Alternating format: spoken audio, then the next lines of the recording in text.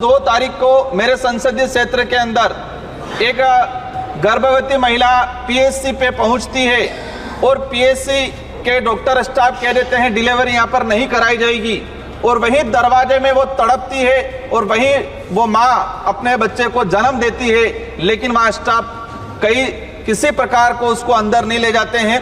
उसको डॉक्टर को उपयोग करके कहीं न कहीं खानापूर्ति कर दी, लेकिन उससे भी गंभीर बात, एक दिन बाद उसी पीएचसी पे बोर्ड लगा दिया गया कि यहाँ पर प्रसव सुविधा और इमरजेंसी सुविधा के लिए नहीं आए। हमारा गुजरात से सटा हुआ इलाका है, वहां पर मजदूरी के लिए लोग आते हैं, लेकिन गुजरात के अंदर प्राइवेट हॉस्पिटल हो या सरकारी हॉस्पिटल हो, विशेषकर प्राइवेट हॉस्पिटलों में जो इलाज के दौरान डेथ हो जाती है, ऐसे कई इशू आए हैं कि इलाज के दौरान मृत्यु हो गई, लेकिन वो बॉडी लेने के लिए, वो बस शरीर लेने के लिए 2-2, 3-3 दिन तक तरसते हैं। मेरे बांसवाड़ा और डूंगरपुर दोनों जगह मेडिकल कॉलेज है। मेडिकल कॉलेज में वहां न्यूरोलॉजिस्ट नहीं है, वहां पर कार्डियोलॉजिस्ट नहीं है, एक मेडिकल कॉलेज में सोनोग्राफी नहीं हो पाती है। ये स्थिति बनी हुई है।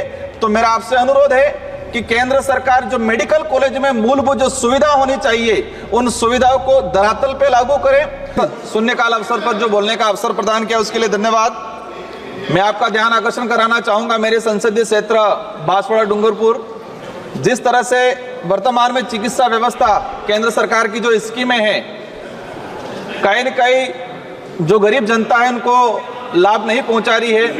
मैं आपका ध्यान आकर्षण कराना चाहूंगा, मैंने जिस उद्देश्य से लगाया था मेडिकल कॉलेज में जो व्यवस्था हो रही है, लेकिन जो शून्यकाल लगाने के बाद ही आपके एक ध्यान आकर्षण कराना चाहूंगा, 2 तारीख को मेरे संसदीय क्षेत्र के अंदर एक गर्भवती महिला पीएचसी पे पहुंचती है और पीएचसी के डॉक्टर स्टाफ कह देते हैं डिलीवरी यहाँ पर नहीं कराई जाएगी और वहीं दरवाजे में वो तड़पती है और वहीं वो माँ अपने बच्चे को जन्म देती है, लेकिन वहाँ स्टाफ किसी प्रकार को उसको अंदर नहीं ले जाते हैं।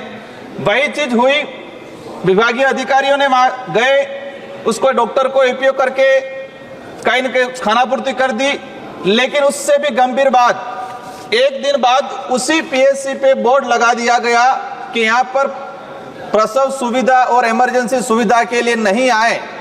एक तरफ पूरे देश में हम महिलाओं के सम्मान की बात करते हैं। राजकुमार जी, ये स्टेट सब्जेक्ट है सर, जो जिसमें केंद्र सरकार की जो स्कीमें हैं, मैं उसी को लेके मैंने इसलिए बता दिया था। केंद्र सरकार एनएचएम में पैसा देती है, मैं इसलिए मैंने कहा था कि लेकिन ये इशू जो आया है, क्या डिमांड है, ये जो इशू आया है, आज आयुष्मान भारत योजना चल रही है, हमारा गुजरात से सटा हुआ इलाका है, वहां पर मजदूरी के लिए लोग आते हैं, लेकिन गुजरात के अंदर प्राइवेट हॉस्पिटल हो या सरकारी हॉस्पिटल हो, विशेषकर प्राइवेट हॉस्पिटलों में जो इलाज के दौरान डेथ हो जाती है, ऐसे कई इशू आए हैं कि इलाज के दौरान मृत्यु हो गई, लेकिन वो बॉडी लेने के लिए, वो बस शरीर लेने के लिए 2-2, 3-3 दिन तक तरसते हैं। इसमें आपकी मांग क्या है? मांग क्या है? मेरी मांग यही है कि जो स्कीमें हैं फास्ट तरीके से कागजों में दौड़ रही है, जोरदार तरीके से, लेकिन धरातल पे इम्प्लीमेंट नहीं हो रही है। मेरे वहां बांसवाड़ा और डूंगरपुर दोनों जगह मेडिकल कॉलेज है। मेडिकल कॉलेज में वहां न्यूरोलॉजिस्ट नहीं है,